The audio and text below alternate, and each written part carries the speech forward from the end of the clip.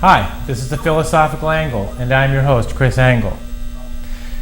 I am the author of 4 books on philosophy, one of which is The Philosophical Equations of Economics, and these books are available free for viewing at www.philosophypublishing.com.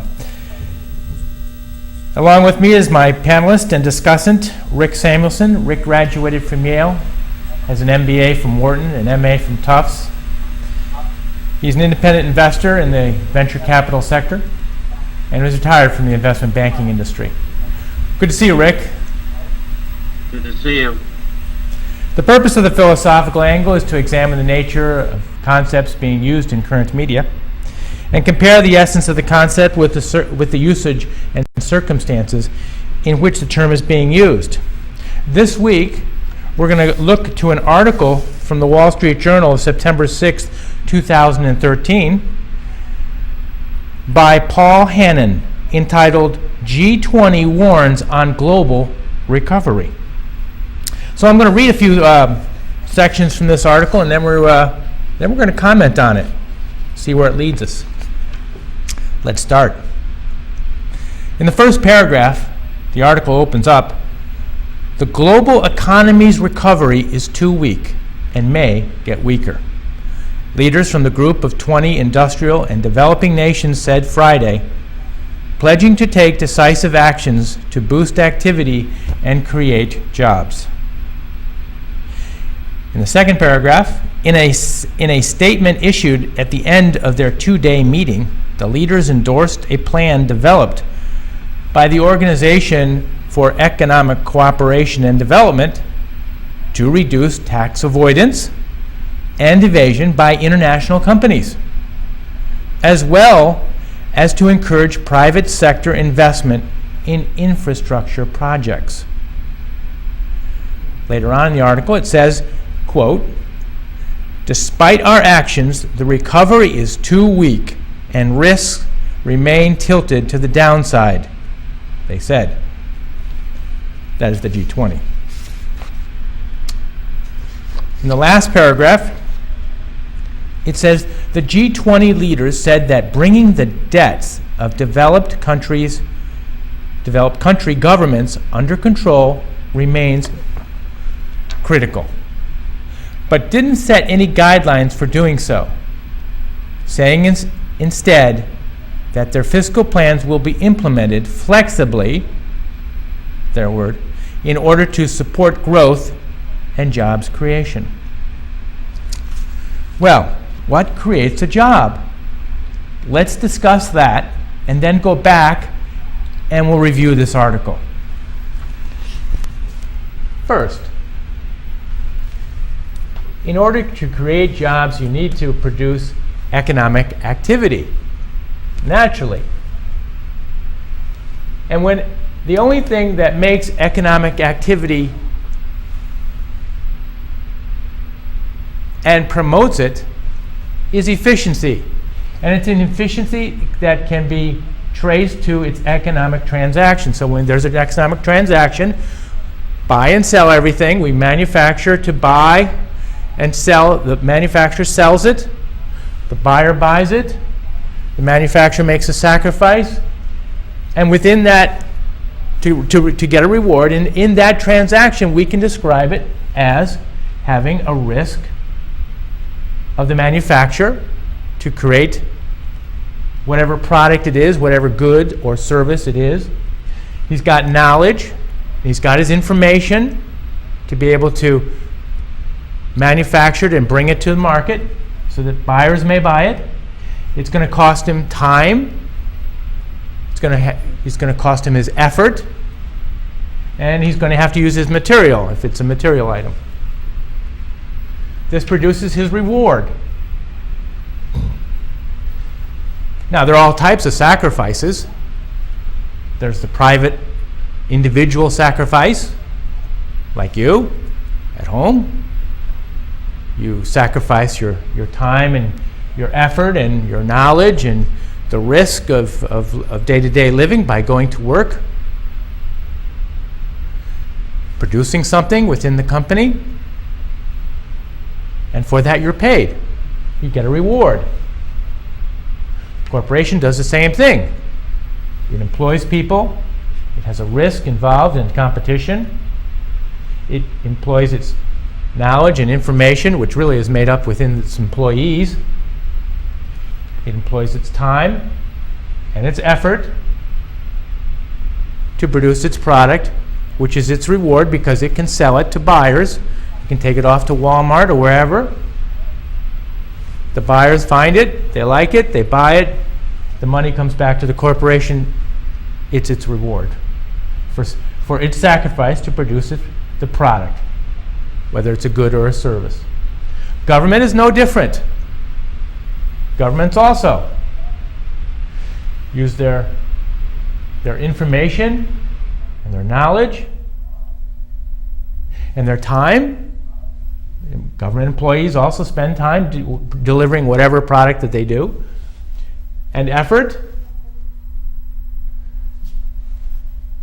And some of these products are like defense, the judicial system, the post office. Of course, you're charged for your letters, but it's delivering a product. And some might even say all the executive branches, like the EPA, deliver a product that is conservation of the environment, or the Department of Education delivering educative quality to the nation. Maybe this is a product also, to be discussed later, whether it's a good product or not. It also delivers entitlement. Society might figure that we should help these people, and so we're going to give them so much money, like Social Security or farm supports or whatever the entitlement is. In other words, it's a transfer of payments, and the government is operating this and taking out its profit for doing so and delivering that product, which is the transfer of payments, to certain individuals within society. And the bulk of this within the government probably is the transfer of payments. The post office and the judicial system and defense system really probably make up less than 20%. Probably entitlements is probably, I'm sure it's north of 50%, if not 80%. I don't know the exact figure, but it's the bulk. So, these guys in the article want to deliver more money to the government, as I recall from that article, and with that produce a just reward by delivering, or I should say a just economic reward by delivering more money to the government. But we'll discuss that in a moment. And of course, with each sacrifice of the private sector, the corporate sector, the government sector, you get a corresponding reward. Corporate profits, government gets its reward for delivering the products of judicial, post office, etc. Okay. So now let's go from here to a review of the article. Now that we have a little bit of understanding about what an economic transaction is, and that it's the efficiency of this economic transaction that is delivering an efficiency to your time. In other words, spending less time, your profit goes up in your reward if you spend less time on your sacrifice. If you have increase your knowledge and make it more efficient, that's obviously increasing your economic efficiency, and economic transaction activity will go up if you have an efficiency in your risk by reducing your risk, increasing your knowledge about the product, reducing your time, and reducing your effort, pretty much through the use of knowledge, by which your sacrifice becomes more efficient to be able to reduce or induce or create or produce a better reward. So let's go back to the article. The article summarizes, if we summarize it, it says the economic activity is weak or remains weak despite their actions, despite government's actions, and despite the G-20's actions. The economies remain weak, remains critical, and those are their words, remains critical. And so we have to have flexible fiscal plans. And one way to do that is to have a decisive action to boost economic activity, create jobs by reducing tax avoidance and evasion. And two, which will encourage economic activity by private corporations investing in infrastructure.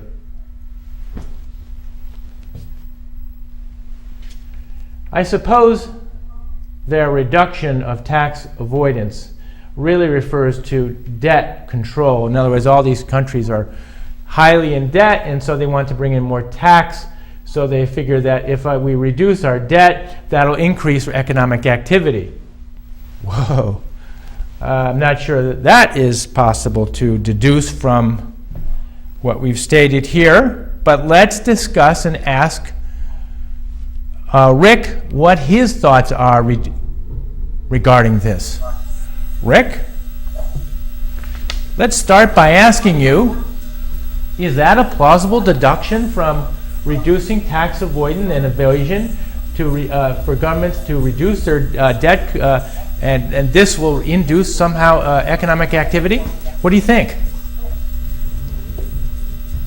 Well, it sounds more like a convenient way of changing the subject and diverting attention away from the fact that the loose monetary policies we've seen coming out of the major economies have not stimulated growth and show no prospects of doing so, even though they're likely to be maintained over the foreseeable future, beginning with the appointment of Janet Yellen, which is likely going to happen soon to replace Ben Bernanke. She's a well-known dove, and it would be surprising if the major economic blocs wouldn't follow her lead and keep monetary policy loose. It would be equally surprising if growth started to accelerate and unemployment significantly fall in the wake of that. So it seems to me that the G-20 have seized upon factors that they can more readily control, like increasing taxation capture,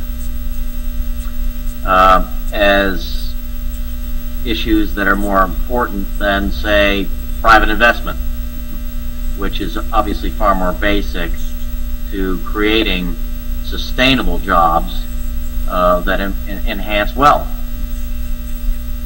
Right. But you mentioned that you think that Janet Yellen, possibly the next Fed chief, is a dove. What do you mean by dove? Favors low interest rates on the theory that this will somehow stimulate private investment, which would lead to lower unemployment. Although we haven't seen any evidence of that over the last several years. Okay. And is monetary policy by itself something that could be used to stimulate economic activity just by itself? Well, the facts don't seem to bear that out. Clearly, enormously high interest rates discourage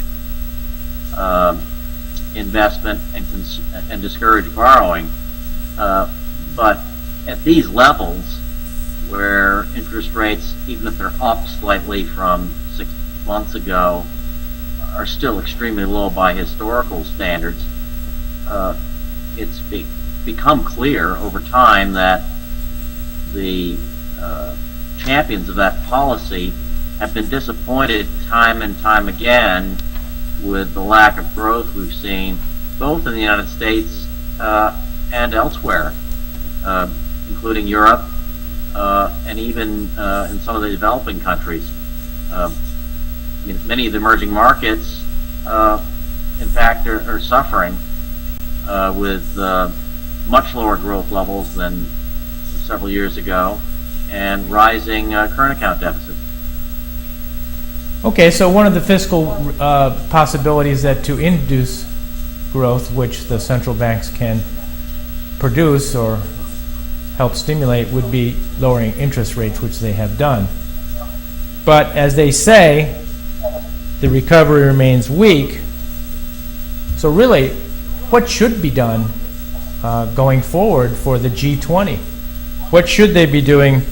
Should they be doing something in addition to reducing tax avoidance and evasion and encouraging infrastructure investment? Are these the two only things that they should do, or should they do more, or should they not even do these? What do you think?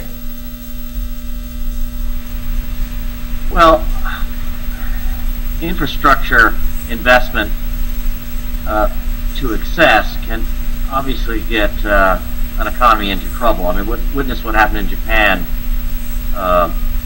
20 years ago, bridges to nowhere and what have you. So infrastructure investment has to be done very carefully.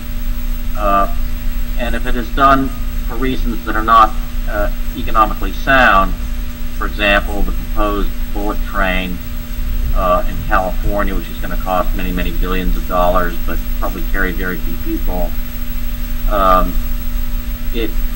it becomes a burden on the country's economy. So that's a complicated question. Surely infrastructure investment alone is not enough. There has to be private investment across many sectors of the economy to generate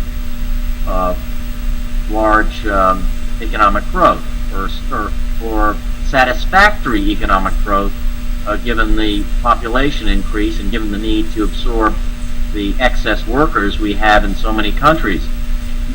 We have a problem here in the United States, obviously, but if you compare it to that of Southern Europe, it's mild, where you have double-digit unemployment reaching 20, 30% or even higher in countries like Spain and Portugal and Greece and so forth. Clearly, tax remedies would help, lowering taxes in targeted ways that encourage corporations to invest. Clearly, lowering trade barriers would help. Promoting trade obviously helps both parties to the trade or the type of trade. And that should be where the focus is, not more on the supply side at this point. I think everything that could have been done on the demand side has been done. Government-based solutions have run their course, and they're not showing the kinds of results that were predicted by the G20 or the OECD or the UN or any of these other global bodies, and including the U.S. government and the Federal Reserve, where growth targets have been missed time and time, basically every quarter for the last several years. So, it's long overdue that more supply side measures were implemented, not only in the United States but also in Europe and elsewhere. Well, it's interesting you use the word supply side, so I suppose we probably should define that. You've mentioned that the encouragement of infrastructure investment by the government is really not enough, that economic activity should pervade throughout the entire economy, and infrastructure only being one aspect of it.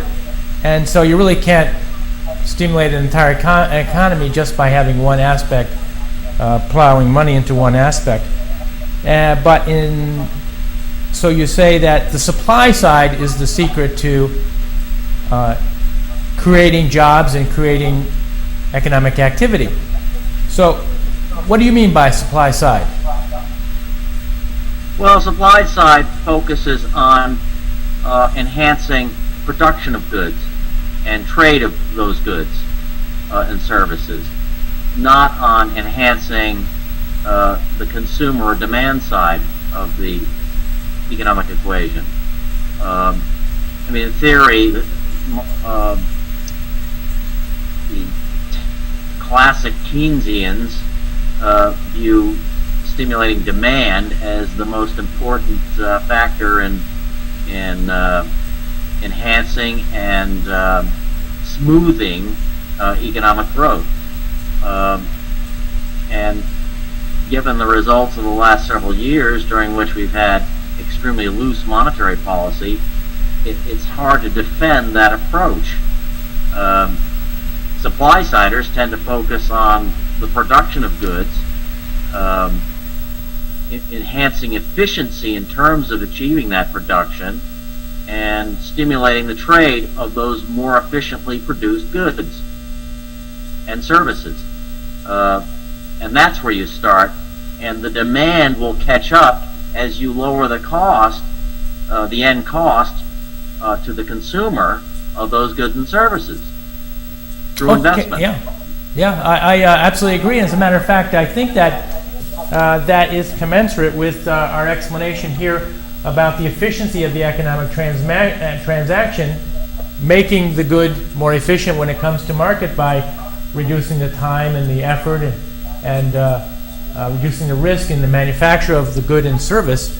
So I agree that if we bring efficiency to the supply side, which is the manufacturing side, and making the economic transaction more efficient to produce a better reward, that the demand side will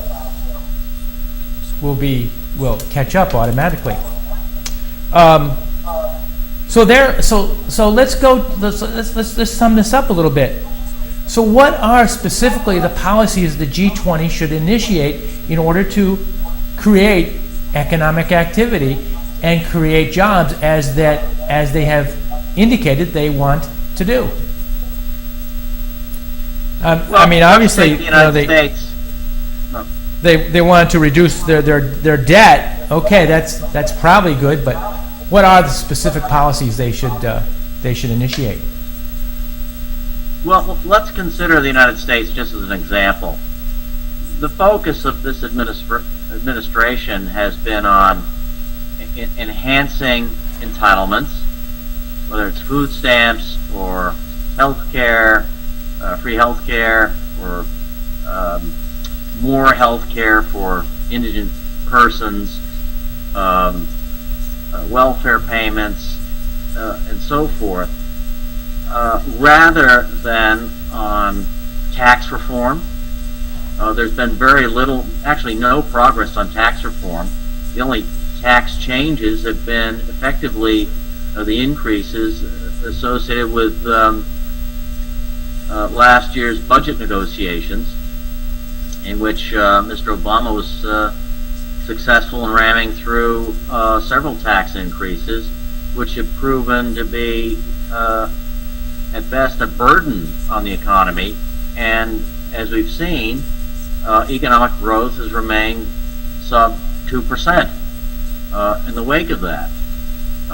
So rather than focusing on enhancing entitlements, which they argue is a form of increasing demand. Okay, so these entitlements are really the demand side of the equation. Is that correct? That's the Keynesian argument, yes. Okay, and so in order to induce activity, we really made to make the supply side more efficient to make the demand side better off. We've only got a couple minutes here to go. So specifically, I guess you've said that, if I'm correct, to reduce tax levels in, for example, in the United States, would induce economic activity, and I'm going to assume that you mean that's because there'll be more hands on the supply side manufacturers to do with their money as they will to produce a more efficient supply side. Is that correct? Broadly, some of the reforms that were proposed by Paul Ryan make an awful lot of sense. You can actually enhance tax revenues by lowering the rates, removing some of the tax deductions, some of which are obscenely unfair, and exclusions, and thereby making the tax system simpler, more efficient, but at the nominal level, whether it's at the corporate tax rate level or at the individual tax rate level, lower. Okay. And I agree. A lower tax rate would be a boom, would provide great inducement to increasing economic activity. So I want to thank you, Rick, for joining us. And I want to thank the audience for viewing in, and we'll see you next time on The Philosophical Angle.